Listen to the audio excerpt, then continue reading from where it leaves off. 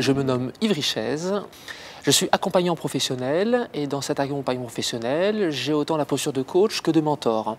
Et mon talent, eh bien, c'est de déterminer, d'identifier, d'évaluer et d'actualiser le talent ou les talents des individus, des équipes et des organisations pour les transformer en capacité puis en compétences. Je vais vous dire quelque chose qui peut-être vous fera sourire, mais en fait, les gens ne savent pas parler de leur réussite. Je vais même aller plus loin que ça. Sur les 14 dernières années à peu près, les personnes qui ont su parler de leur réussite se comptent sur les doigts d'une main. L'enjeu, en fait, n'est pas tant de parler de l'échec, c'est de parler de l'échec sans que la personne y mette systématiquement du jugement. Le travail que je fais avec elle, c'est d'arriver à parler de son histoire de manière factuelle, de la regarder avec la distance et de regarder la situation pour ce qu'elle est et non pas pour ce qu'elle croit qu'elle est ou pour ce que les gens ont pu lui dire de ce qu'elle était. Et le travail même de l'expérience, et c'est le propre aussi pour moi du travail dans mon coaching, c'est de redonner aux gens leur expérience. Et qu'est-ce que je dis quand je dis ça? Je dis qu'il y a expérience quand il y a extraction du savoir des situations vécues.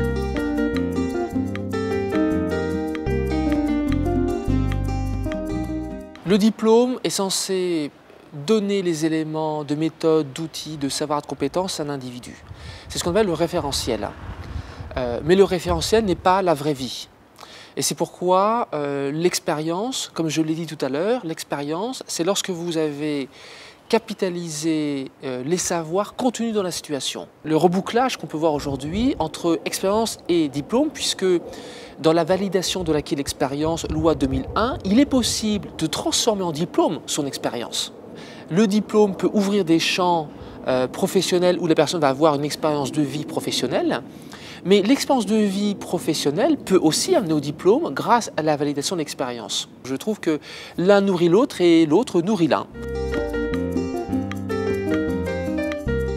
Depuis l'avènement de l'Internet, il y a à peu près 15 ans, vous regardez aujourd'hui, il suffit de regarder Viadeo, Facebook, les dizaines de millions de blogs, il suffit d'aller voir lulu.com pour se rendre compte que le nombre de personnes qui parlent d'eux et amalgament volontairement vie personnelle, vie professionnelle en parlant de ce qu'ils font, de ce qu'ils aiment au quotidien, montre que la séparation aujourd'hui, elle n'est que idéologique. L'une des grandes preuves, c'est que nombreux de recruteurs aujourd'hui font la chasse sur Facebook et sur les blogs, sur Viadeo. Vous voyez, je pense ces éléments, mais il y en a d'autres. Ça montre bien qu'on ne se contente plus aujourd'hui de CV, on ne se contente plus aujourd'hui de faire cette séparation, qui était vraie il y a 20 ans, 30 ans. La réalité d'aujourd'hui, c'est que vie privée, vie professionnelle, totalement imbriquées. L'émanation des tribus est extrêmement forte. Et les tribus, c'est quoi? Ce sont des réunions d'idées, ce sont des réunions de profils, des gens qui partagent les mêmes valeurs et qui vont matcher les deux. Donc vie privée, vie professionnelle, il me semble que cela reste une idée qui a été très forte pendant des décennies. La réalité d'aujourd'hui, entre ce que je peux expérimenter au quotidien, de ce que je peux simplement observer sur le web, rien que là-dessus, montre que la séparation est fragile, voire pour beaucoup de personnes aujourd'hui inexistante.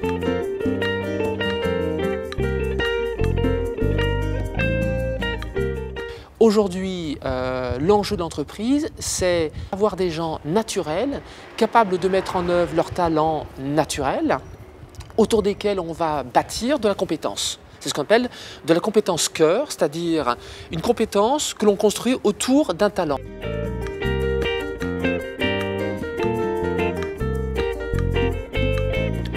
Une histoire de vie, c'est une aventure, c'est une narration, ce sont des rencontres, ce sont des interactions avec les autres, avec soi, avec le monde.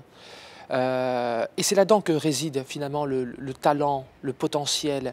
C'est là-dedans que se construisent les compétences. C'est ce que je fais avec les individus. C'est finalement aller à la recherche de leurs implicites, de leurs talents cachés, de leurs réussites cachées et aussi parfois de leurs échecs non capitalisés dans leur histoire. Et en les faisant finalement raconter leur histoire, nous allons à la redécouverte de leur essentiel.